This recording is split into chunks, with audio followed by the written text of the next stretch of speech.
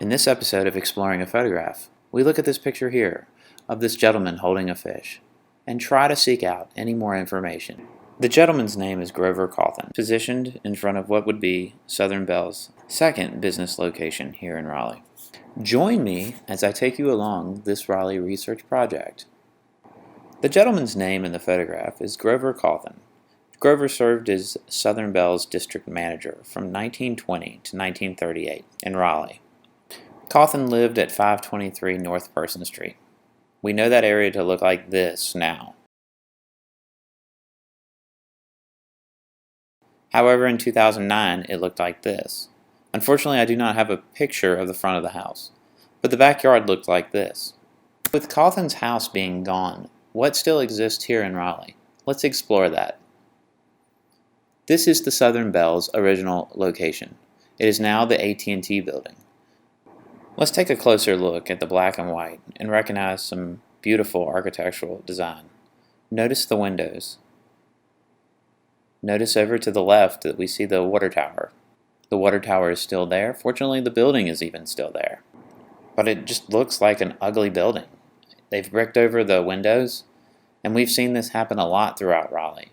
Beautiful old windows with curves and arches bricked over. Wouldn't it be great if we could just open those windows back up, unbrick them, and see the light come through?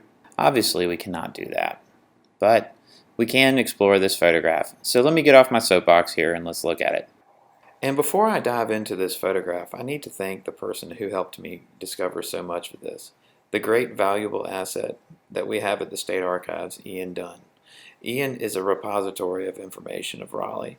He knows almost every street and can help anyone who is seeking out information. Initially, dating this photograph became somewhat of a challenge, as there was no print date on the back of the photograph. It just said William Daniels Studios. And we had no idea where this photograph was taken. As I looked at the windows, I noticed that they did not match up with the original Southern Bell building. So where could it have been taken? I asked Ian this, and he provided me with an awesome resource. On archive.org, you can find old city directories of Raleigh dating back all the way to the 1890s. I'm going to include a link to that for you down below, and if you're one of those that really love Raleigh history, I encourage you to check it out. It's so cool. It has White's Ice Cream in the directory. It has Jolly's Jewelry. It has Brantley's Drugstore. It has so many of the original things that we have old black and whites on. You can see almost anything in there. But when I looked at the 1925 directory, I recognized that they only had one location. It wasn't until the 1929 directory that I recognized that they had a second location, 203 South Salisbury Street. Today we know 203 South Salisbury Street as the old Commerce Building. At the time, the Commerce Building was somewhat of a new, nice building, and I assume that Southern Bell would like to get in and be recognized as a pretty well-to-do company that is profiteering pretty well in Raleigh, and thus they probably wanted to have a location at the 203 South Salisbury Street.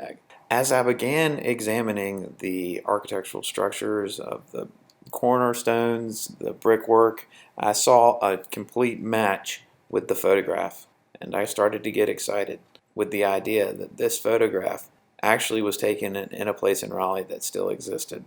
Some irony there is that I actually bought a coat last year from Apex Outfitters and probably was standing in the same location where this picture was taken. I began to see through the brickwork that this was going to be a close match to the photograph that was taken. However, where the photograph was taken became somewhat of a challenge, and that wasn't immediately apparent until we started looking at the reflection in the glass behind Cawthon. Several days before I made this video, I drove over to the Commerce Building and started taking pictures. In the pictures I was taking, I was looking for any kind of subtle clue of what was in front of him. Was it death and taxes? Was it a building beside death and taxes? Was it what would have previously been where the Wells Fargo building was? And it wasn't until Ian Dunn sent me a photograph that I was able to pinpoint the exact location that this photograph was taken. This unidentified building located on the 200th block of South Salisbury is no longer there. It has long since been demolished.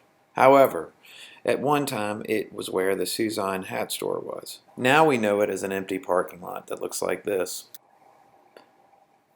But look closely at the second level windows and the drapes that come down. They're identical. And thankfully, through all this effort, we have found where this photograph was taken. I've also held off revealing that this picture is actually of my great-grandfather, Grover Cawthon. As a final note, I have included this picture of my daughter in her stroller. You can't see her, but she is positioned exactly where I believe now the photograph was finally taken. Hopefully someday she will look back upon this and smile.